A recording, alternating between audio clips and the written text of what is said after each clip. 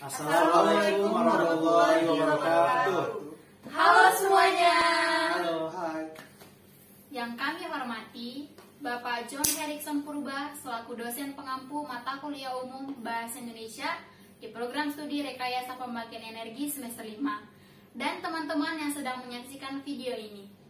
Kami dari kelompok 3 Rekayasa Pembangkit Energi akan mempresentasikan hasil kerja makalah kami yang kami beri judul Dukungan Fasilitas bagi Kaum Disabilitas di Kota Batam. Baiklah, sebelum memulai presentasi kami akan memperkenalkan diri terlebih dahulu. Perkenalkan, nama saya Muhammad Hidayat. Saya Yengga Fiana Siahaan. Saya Revanda Trinovianti. Saya Elsa Karma Feber. Saya Mei Anggrani Huta Barat. Dan saya Hadi Rofi Haikal. Baiklah, kita akan mulai presentasi kita. Baiklah teman-teman, saya selaku moderator pada kesempatan ini akan memandu presentasi kita pada hari ini. Teman-teman tahu nggak apa itu disabilitas? Nah, disabilitas itu adalah kaum minoritas yang memiliki keterbelakangan mental, keterbatasan fisik, bahkan keterbelakangan intelektual. Kaum disabilitas seperti ini memiliki hak khusus loh, bahkan sudah diatur dalam Undang-Undang Dasar Negara Indonesia. Selain hak khusus, mereka juga harus memiliki ataupun mempunyai fasilitas-fasilitas khusus loh yang ada di Batam khususnya ya.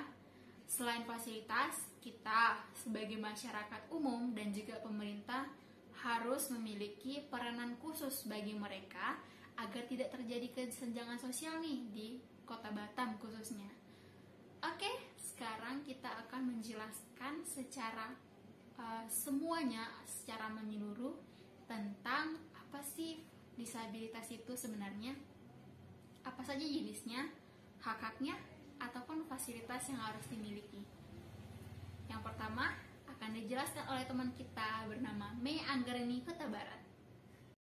Baiklah, di sini saya akan menjelaskan apa yang dimaksud dengan disabilitas.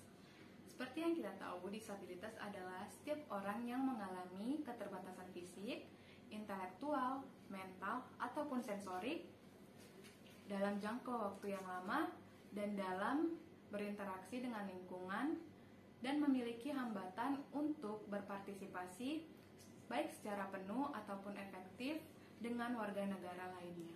Jenis-jenis dari penyandang disabilitas. Yang pertama ada disabilitas fisik. Penyandang disabilitas fisik ialah mereka yang memiliki gangguan pada fungsi bagian tubuh. Contohnya ialah lumpuh ataupun kehilangan anggota tubuh seperti amputasi. Yang kedua ialah penyandang disabilitas sensorik. Penyandang disabilitas sensorik itu ialah mereka yang mengalami kekurangan pada fungsi panca indera. Contohnya ialah tunanetra, tunawicara, dan tunarungu. Yang ketiga adalah disabilitas mental, di mana penyandang disabilitas mental ini mereka memiliki kekurangan pada fungsi otak. Contoh dari penyandang disabilitas mental ialah mereka yang mengalami gangguan bipolar ataupun gangguan mental lainnya. Yang keempat, disabilitas intelektual, di mana penyandang disabilitas intelektual ditandai dengan mereka yang memiliki IQ di bawah rata-rata dan susah bersosialisasi dengan lingkungannya. Contohnya ialah mereka yang mengalami Down syndrome ataupun gangguan disabilitas intelektual lainnya. Baiklah, selanjutnya, menurut Jurnal Ramadhani 2020, bahwa Kota Batam memiliki penyandang disabilitas di masing-masing kecamatannya. Bisa dilihat dari data yang akan kami tampilkan seperti ini. Selanjutnya saya akan menjelaskan mengenai hak-hak penyandang disabilitas. Untuk menjamin hak-hak penyandang disabilitas, maka dibentuk Undang-Undang Nomor 8 Tahun 2016 tentang penyandang disabilitas. Berikut beberapa hak penyandang disabilitas berdasarkan Undang-Undang Nomor 8 Tahun 2016. Yang pertama, hak kelangsungan hidup. Sebagai warga negara Indonesia, penyandang disabilitas tidak terlepas dari amanah dan karunia Tuhan Yang Maha Kuasa untuk hidup maju dan berkembang secara adil dan bermartabat. Yang kedua, bebas dari stigma dan diskriminasi. Menghilangkan stigma negatif dan diskriminasi terhadap penyandang disabilitas agar mereka dapat melakukan kegiatan mereka tanpa tekanan dan sesuai dengan harapan mereka. Yang ketiga, aksesibilitasi. Dengan adanya aksesibilitasi, dapat mempermudah mereka dalam mewujudkan kesamaan kesempatan dalam segala aspek kehidupan mereka. Yang keempat, akomodasi yang layak. Akomodasi yang layak juga memberikan kebebasan fundamental kepada penyandang disabilitas berdasarkan kesetaraan. Yang kelima, alat bantu. Alat bantu yang dimaksud adalah benda yang memiliki fungsi untuk mengoptimalkan fungsi anggota tubuh dan membantu kemandirian para penyandang disabilitas. Yang keenam, hak pendidikan. Pemerintah telah mengeluarkan kebijakan mengenai pendidikan inklusi. Pendidikan inklusi adalah sistem pelayanan pendidikan yang memberikan kesempatan bagi penyandang disabilitas untuk sekolah secara umum. Yang ketujuh, hak bekerja. Untuk memenuhi kebutuhan hidup, tentu penyandang disabilitas membutuhkan pekerjaan, sehingga hak ini sangat penting bagi mereka penyandang disabilitas atau kaum difabel. Oke, saya akan menjelaskan jumlah data dari penyandang disabilitas di Indonesia. Jadi menurut PPDI, yaitu Persatuan Penyandang Disabilitas Indonesia, pada 2019 terdaftar di Batam yaitu jumlah 800 orang lebih. Itu juga ada yang belum terdata, seperti anak yang belum sekolah, orang tua yang belum bekerja. Dan juga berdasarkan banyak jumlah penyandang disabilitas, itu pemerintah juga sudah menyediakan beberapa fasilitas bagi penyandang disabilitas. Itu yang harus ada ya. Ada 4. Pertama, guiding block, yaitu blok-blok penunjuk arah bagi tunanetra. Jadi biasanya ditaruh di sebelah trotoar jalan sebagai penentu arah.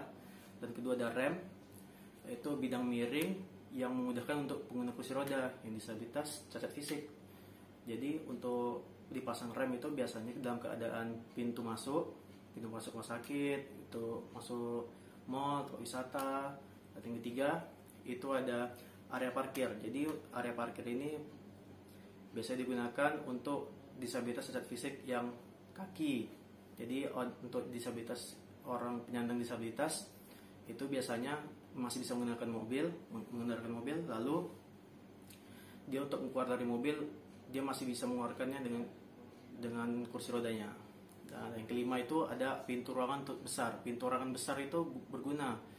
Jadi untuk ada beberapa orang penyandang dari disabilitas fisik untuk lewat menggunakan kursi roda itu masih bisa cukup.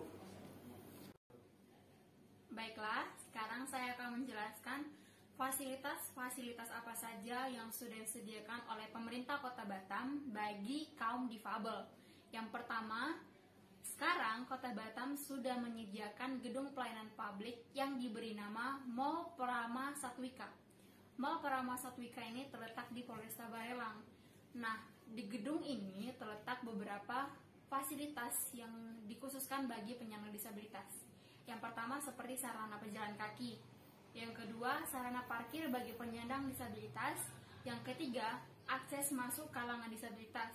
Yang keempat, sistem antri online. Yang kelima, ruang tunggu khusus bagi kaum difabel. Yang keenam, WC khusus bagi penyandang disabilitas, terutama bagi cacat fisik. Yang kedua, Politeknik Negeri Batam. Siapa yang tidak mengenal kampus terbaik yang ada di Kota Batam ini? Politeknik Negeri Batam juga menyediakan beberapa fasilitas khusus bagi penyandang disabilitas, terutama bagi yang ingin berkunjung di Politeknik Negeri Batam. Yang pertama itu, pada lantai 1 gedung utama, Politeknik Negeri Batam menyediakan WC khusus bagi penyandang disabilitas, terutama bagi mereka yang cacat fisik. Yang kedua, yaitu jalur khusus bagi mereka yang menggunakan kursi roda. Jalur khusus ini terletak di lantai 1 gedung utama juga. Yang ketiga, ada huruf braille. Huruf braille ini terletak pada lift di setiap gedung perkuliahan Politeknik Negeri Batam. Berikutnya, kita masuk ke fasilitas yang disediakan oleh pemerintah Kota Batam, yaitu bus Trans Batam. Bus Trans Batam juga menyediakan beberapa fasilitas khusus yang ada di bus tersebut. seperti area khusus berdiri bagi pengguna tongkat bantu, area khusus duduk seperti cacat fisik yang menggunakan kursi roda, dan juga pelayanan khusus dan prioritas bagi penyandang disabilitas. Yang keempat, ada Puskesmas Tiban Baru. Sebagai pusat pelayanan kesehatan yang terbaik juga di Kota Batam, Puskesmas Tiban Baru menyediakan fasilitas khusus bagi penyandang disabilitas. Seperti ada ram khusus atau bidang miring bagi pengguna kursi roda agar bisa masuk ke puskesmas tersebut. Baik, di sini saya akan menjelaskan bagaimana peran pemerintah serta peran masyarakat kepada kaum disabilitas. Sebagai langkah untuk meningkatkan mutu Indonesia di berbagai bidang, serta untuk menunjang mobilitas negara, tidak hanya peran pemerintah saja yang penting, tetapi peran masyarakat juga berpengaruh dalam menanggapi fasilitas untuk kaum minoritas serta kaum penyandang disabilitas. Peran-peran apa saja yang dilakukan pemerintah? Antaranya ada akseleritas, yang kedua ada penyesuaian yang sewajarnya, yang ketiga ada pelayanan dasar, yang keempat ada perawatan, serta ada juga peran masyarakat, yaitu tidak memakai fasilitas. Fasilitas itu adalah fasilitas yang dibuat khusus untuk penyandang disabilitas. Kemudian ada juga prioritaskan kaum disabilitas. Sebagaimana kita tahu, mereka adalah penyandang disabilitas yang perlu kita prioritaskan ataupun kita utamakan. Baik, terima kasih. Teman-teman, kita sudah mendengar penjelasan dari beberapa teman saya sebelumnya, dan di sini saya akan menyampaikan sedikit kesimpulan. Ternyata hak penyandang disabilitas Kota Batam masih belum efektif. Hal ini dikarenakan masih ditemui banyaknya permasalahan yang dialami oleh penyandang disabilitas. Dikatakan belum efektif karena terdapat beberapa hak penyandang disabilitas yang belum terpenuhi. Contohnya itu dalam hal hak kesenjangan sosial, masih terdapat adanya stigma dan juga diskriminasi yang dialami oleh penyandang disabilitas. Dan juga dalam hal ketersediaan fasilitas umum, masih terdapat beberapa fasilitas yang belum mumpuni untuk penyandang disabilitas. Nah, namun sudah terdapat beberapa fasilitas yang tersedia. Contohnya yaitu adanya slot khusus pada busway Trans Batam untuk penyandang disabilitas tunadaksa, dan juga adanya rem atau jalanan miring di beberapa instansi layanan publik. Oke, kita sebagai masyarakat umum hendaknya memperhatikan kaum difabel atau kaum disabilitas, bukannya malah menghindari atau mengucilkan mereka. Karena hal-hal sulit bukan menghalangi kita, bukan untuk menghentikan kita, tetapi untuk memanggil keberanian dan kekuatan kita. Cukup sekian presentasi dari kami. Terima kasih.